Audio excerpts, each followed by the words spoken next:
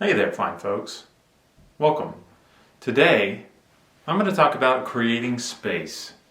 Not just physically, but emotionally, and mentally, and financially, and maybe spiritually. I don't know. Probably not that. I haven't thought about that one too much, but I have thought about the other things a lot. And I have done those things in my life, and it has benefited me greatly.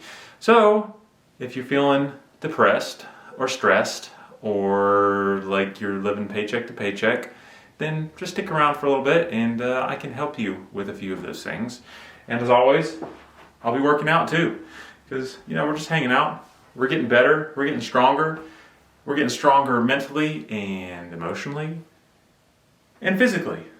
So creating space, what exactly do I mean by that? Well, it's essentially just getting breathing room. It's pretty simple. I just felt the need to just clarify that because I am talking about things in a metaphorical sense here. How do you create space with money? How do you create space in relationships? There's no real space there. So, Interstellar, we're going into space. Inception, we're going into the mind. We're delving deep. So, I'm going to start with financial because I like finances. One of my favorite things to do when I'm bored is play with a compound interest calculator. Why? Because I like index fund investing and I like to see what things are going to look like in 15 years. So it's just fun. Give it a shot if you haven't tried it yourself. But I'm going to tell you something really shocking, something totally unique to me that no one else has ever experienced before. But when I was in my late 20s, mid-late 20s, I was broke. I was bouncing around from job to job. I was going from dishwasher to commission sales to working for Safelite. I had no goal, no purpose of what I was going to go do. And that reflects heavily on the bank account. You just feel good if you have enough in there to pay for rent and to do a couple things that you want to do. And man, at the time, I couldn't figure out why I might have been a little stressed. Why I might have been a little down in life. I wonder if it's because not knowing how you're going to pay for things in a month, is that stressful or not? Wow. All right. So, creating space financially is different. There's tiers to it, I might say. The worst tier is you have no income, you're in debt, and you're homeless. And that's pretty dang at the bottom there. You got a long way to go just to get to a point where you can just stress about paycheck to paycheck. But a little bit more normal of a tier is that paycheck to paycheck, because a lot of people live that way. And it's crazy to me, and it really doesn't matter the level of income that you have. If you're making $200,000 a year, you can spend that pretty easily. I unfortunately can't speak of an experience on that one, but I've seen it a time or two myself. Now, when I started getting into finance stuff, the first person I started listening to a lot was Dave Ramsey, and I don't really agree with any of his stuff anymore, but where I do think he is really, really good is just getting started. I think it is extremely beneficial if you're used to not having any money in your bank account to have a $1,000 emergency fund. Having that there feels so comforting in case something comes up that you have to take care of. My wife and I, we've gotten to the point where in our main account, if we get to under $1,000, we were like, okay, we don't like being there. But we have a separate account that always does have at least $1,500 in it anyway. So it's just kind of like old habits that we developed that are good ones that are still ingrained with us. But that is such a good thing to do. If you can just get disciplined enough for a month or two to make sure that you have $1,000 set aside, the amount of space that creates for you financially is extremely beneficial. But personally, what I've experienced in my life is once you get to that step and then you get to the point where you're able to have $5,000 or $10,000 or $20,000 saved up, it really opens you up. It lets you bloom a little bit because you just feel the stress go down and down as you start to realize, oh, okay, I could go 5 days without work and not have to worry about it. I could go a week. I could go 2 weeks. You start to have this breathing room that allows you to just not stress about it. And then eventually, if you keep at it, you could get to the point where it's like, oh, if I lost my job or got fired and for some reason couldn't find work for 3 years because I was too lazy to look, because I don't know why else you wouldn't be able to find work for 3 years, then you got enough money, you're okay. And that is a really, really cool feeling. Now, the main reason I bring this up, well, maybe not the main reason, but a big reason I bring this up is because we are obviously in an age where there is a lot of depression or anxiety and other stressful mental things going on, where I think people like to self-analyze and identify what it is they may be feeling. And we're not really good at looking in the mirror, and even if you go to a professional, it's really easy for them to kind of just agree with what you're saying, because if you think about it, and you've been like, okay, I'm depressed, I don't have any energy, I don't feel like doing anything. If it's really, really severe, then you're not feeling any emotions or anything like that. I'm gonna go talk to somebody about it. And then you just tell them those exact same things that would be identified as depression. Well, good chance that they're going to say that you're depressed and put you on some sort of medication. And the big difference to me in actual depression and what people think is depression are symptoms that are going on in your life that aren't chemically caused, that are causing you to feel that way. So finances being one of those things. A stressful relationship being another one of those things. I think real depression, which not very many people have, that's just an opinion, I don't know that for sure, but I just think that's the case in today's day and age. But it's a chemical imbalance, it's a chemical problem that you don't have any control over, whereas most anxiety and depression, I think a lot of people have control over if they were just to be able to make some changes in their life. And they're pretty significant changes lots of times. It takes a long time to get $100,000, but you got to chip at it.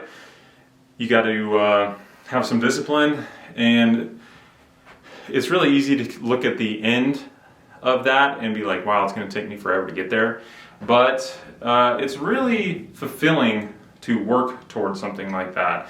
And again, the goal doesn't necessarily have to be $100,000. It could be whatever it is that you want it to be. It doesn't even have to be money. It's just working towards something.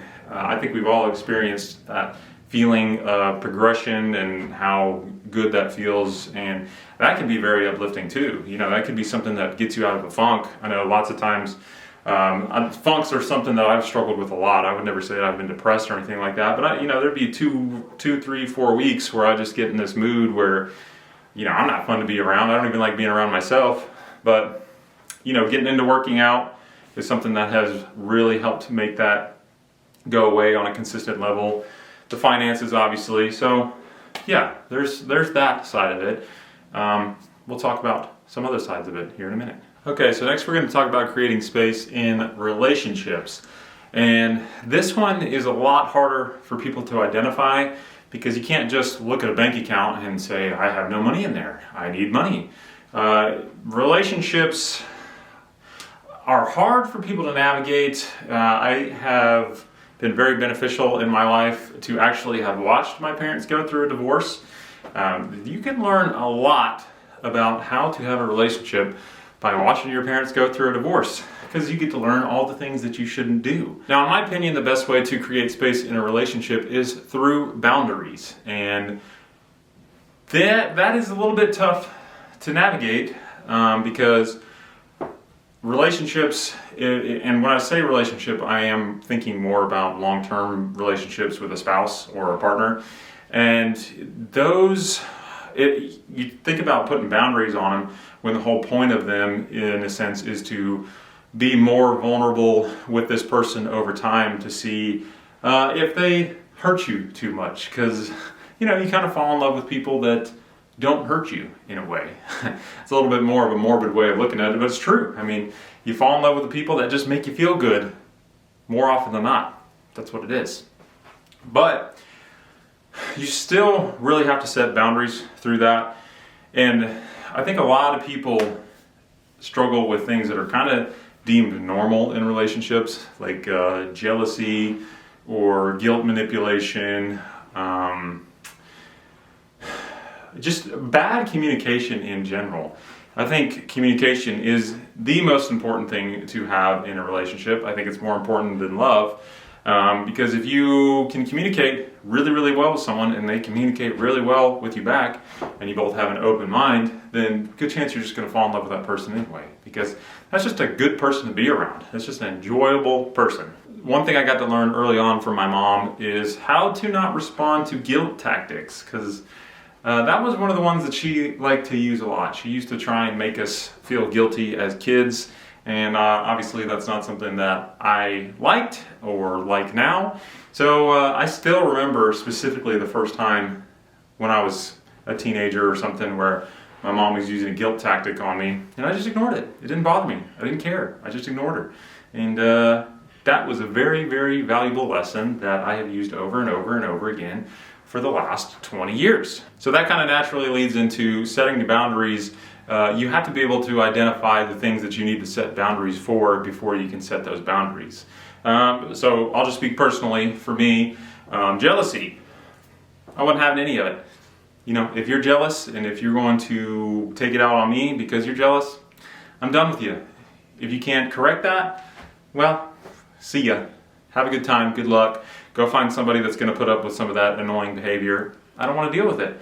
And again, jealousy is something that I had to work through personally too. I mean, with my wife, she had a really, really close male friend that they were kind of on and off with throughout their whole high school life. I say high school because I started dating my wife when I was 18, and we've been together since. And I have seen tons of women without her knowing in that time period. No, I haven't. I'm just kidding. But she was, kind of one of those friendships where, oh, I like you, but you're dating someone, and I like you too, but you're dating someone, and never really meshed. So obviously it's pretty natural to come into a relationship and feel threatened by that, which is really stupid if you think about it, because you feel threatened by somebody stealing somebody that you're with, which it's not, that person's not your property or anything like that. And, if they happen to steal this person from you, then they're just doing you a favor, because clearly that person didn't really want to be with you anyway. But, that was something, again, that I had to work through, was just feeling a little bit of jealousy and worry that this guy might swoop in and take her away from me. It didn't happen. I got over it anyway. Maybe because it didn't happen, it was easy to get over. I don't know if it did happen. Maybe it's a little harder to get over. But I had relationships where obviously things didn't go so well that I ended up marrying them. So fortunately, I've only been married once and still happily married. But I'll touch on guilt, since I've already talked about that. Guilt, I think people underestimate how negative of a feeling that is, because it's so easy for us to feel it. Even if you aren't doing anything wrong, you're just not doing something that somebody else wants you to do, you can feel guilty about that. Just as a parent, the times that I've put my kid to bed at bedtime, or the bedtime that we've assigned to her, you feel guilty about it when she's laying there awake for 30 minutes. And there's no reason for it, because if you were to let her stay up for an extra 30 minutes or an hour, she's just going to be a terror the next day anyway. So it's really, really easy to feel guilt. And then if you are feeling guilt from a person that you really care about and that you really are trying to not lose, then it's really easy just to give into that and beat yourself up and do what that other person is trying to make you to do, even if it's not making you feel good. Essentially what this all boils down to is that it's really natural for people in a relationship to just squeeze too tight. You're just holding on too tight. And it allows people to walk over you, and it allows you to be manipulated, not even intentionally. It just could be that you're with a person that's not very nice and kind of selfish, but you happen to see a good side of them that I'm sure that they have, and they might not even be personally trying to take advantage of you, but they do it anyway because you're so scared of losing them that you allow them to walk all over you. In my opinion, the best thing to do in a relationship is just let them be free. Not that you have any control over them anyway, unless you're just doing terrible, terrible things to a person and locking them in the basement. But just let them be free and see if they come back to you. And again, that's kind of confusing when you're tying in boundaries, but you're not trying to manipulate them and not trying to be like, oh, I don't want you to go hang out with that guy because I'm afraid that you're going to cheat on me and you better not cheat on me. It's just like, well, so what? If they cheat on you, oh well, then you know that wasn't a good person and you can move on to the next one. So to be real weird with an analogy here, you let them free, but you got the binoculars, you're watching them. You're seeing if they're doing anything that you don't like. You're seeing if they're doing any red flags. But just don't hold on too tight, because it's okay. So to sum up that whole long rant, just create space by letting them be free. Don't try and change them, and don't allow them to try and change you, unless maybe you're just doing something so terrible that you do need to change. But for most people, that's not the case. You're just trying to conform into an idea of them, and they're just trying to conform into an idea of you, and that's just not great, because you're looking for someone to love you for who you are. That's how you find a happy, healthy relationship. And learn good communication. Communication starts with yourself, in a sense. You got to have that bird's eye view of yourself to be able to see if you're identifying emotions correctly within yourself and identifying what's causing those emotions and working through them, and then being able to calmly and coherently relay that to your partner so that you both can work on it and you can move together. Move and improve together. I like that. All right, for this one, I brought you into the cage with me here, and I will try not to move too much so my bench isn't squeaking constantly throughout this video. But creating space within yourself. So, in my mind, I'll start this from consciousness. And consciousness is fascinating to me because I will never know the answer to it. And I've been cursed by being very, very fascinated with things that I will never know the answer to. Like, what's the meaning of life? Why are we here? Did something create us? Who knows? I probably will never know. We'll see. But consciousness, from a scientific standpoint, we have no idea what it is. So, from a human perspective standpoint, you know what it is. We all know exactly what it is, and it's just really, really funny that we can all identify it within ourselves, but we have no idea how to do it scientifically. Anyway, so if you take a step back and kind of look at it, consciousness is just kind of like this thing that we kind of feel like comes from the brain. We all our activity kind of comes from up here, and if you kind of just like move your arms around and look at yourself, it kind of feels like there's just this presence in your body that is just kind of watching it. I can make my arm move here, but it doesn't really feel like I'm doing that in my mind. I'm just kind of like, from a consciousness perspective, watching myself do it. Yeah, I'm probably not explaining it very well, but hopefully you're getting the point of what I'm trying to say. Anyway, the reason why I mention all that is because earlier in this video I have referenced kind of the bird's eye view within yourself. And to me, that's just what consciousness is. It's that ability to step back within your own feelings and thoughts and just kind of watch them, just kind of observe them. You don't really judge them, you don't think too much one way or the other, you're just watching. And the reason why it is so important to be able to develop the ability to do that, and I'm not saying I'm super good at it like that or anything, otherwise I'd probably be enlightened or something, which would be pretty cool. That's just like a low-key dream of mine, just to be enlightened and never feel any pain or negative emotions. I'm probably the only person that wants something like that, but yeah, again, I'm special. I'm a special, unique snowflake. So it's really important to be able to watch and see the negative emotions and the positive emotions, and being able to identify what's causing them. And I don't know if you can stop them entirely. All jokes of enlightenment aside, I really don't know if you can completely not allow negative emotions or positive emotions to affect you. But the whole point of watching is to be able to change it, just like that. As soon as you feel something coming in that you don't want being there, you just kind of be like, okay, I'm stepping back, I'm just kind of watching, I'm seeing what caused this, I'm going to try and remove what caused that, or I'm going to downgrade it. So, for example, one of my previous videos, I talked about how I have a tendency to get way too angry when I'm gaming, and it's just this childish aspect of mine that I have struggled to get rid of as an adult.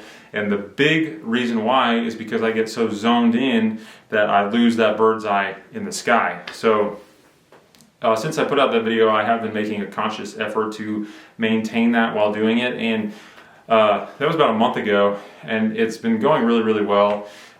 So it's identifying something is insanely important, and it's not identifying, again, what the cause of it is, but just identifying the feeling, just being like, whoa, if something's not going the way that you want, all of a sudden you're just pissed off. It's being able to immediately recognize that is really key to being able to step back from that and create space from it, watch it, and then change it.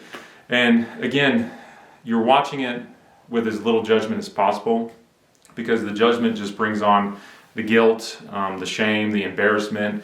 Oh man, why? I'm 34 years old. Why the fuck am I getting mad at a video game? That kind of internal self-talk just doesn't help. It just makes you feel worse.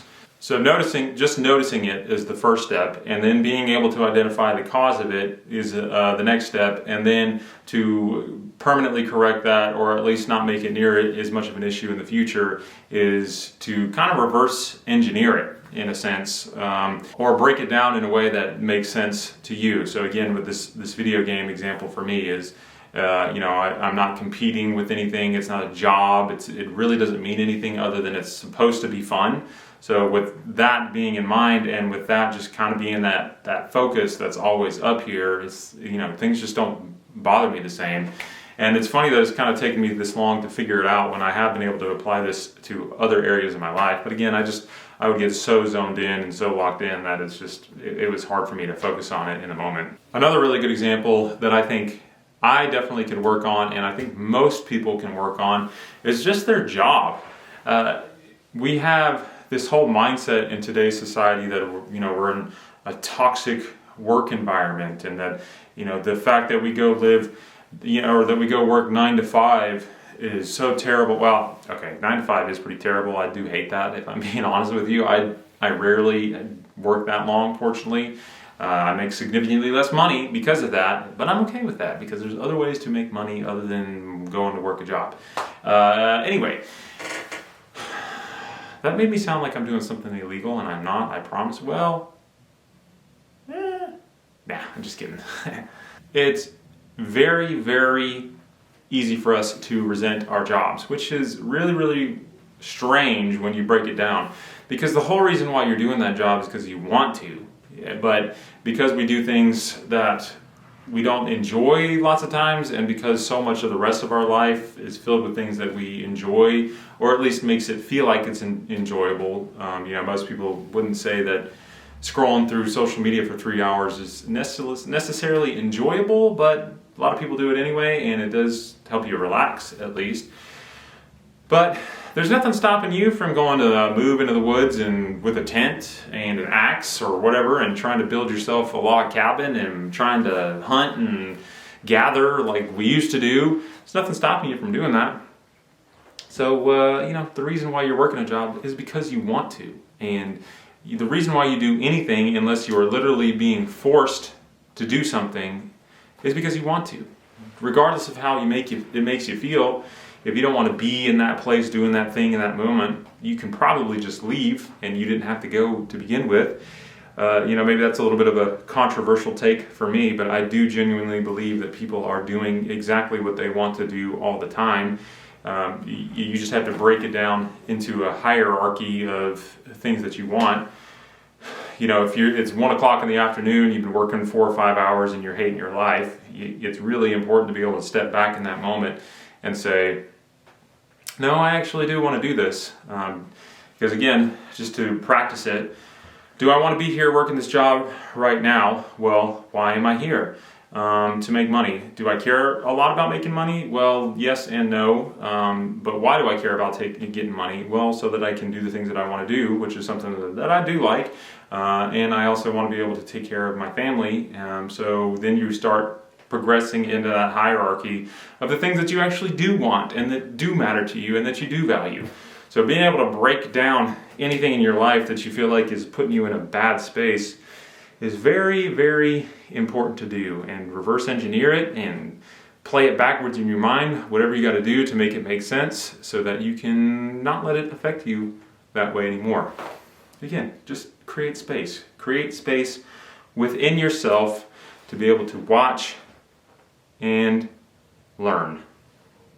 Because I tell you what, as a homeschool GED kid, I learned a lot from just watching. I had a terrible education. It was good enough to be able to get a GED. I didn't care about going to college or anything like that, because you don't have to go to college in order to have a happy, successful life, despite what someone might be telling you. But man, again, going back to all the things that I learned from my parents' divorce, it was just from watching. It was just from being able to watch all the wrong things to do. And I had an older sister and a couple of younger siblings, and you could watch them get in trouble. I didn't get in trouble a whole lot as a kid. Obviously I did, I was a kid, but man, I learned a ton of lessons from just watching, and you can do that too with yourself, and that, I think, is probably the most important thing that you can do in terms of improving your life and getting to a place where you want to be. I don't think my chair squeaked one time during that whole rant. Wow, I'm pretty happy about that. I do want to quickly touch on, the positive side of things with creating space.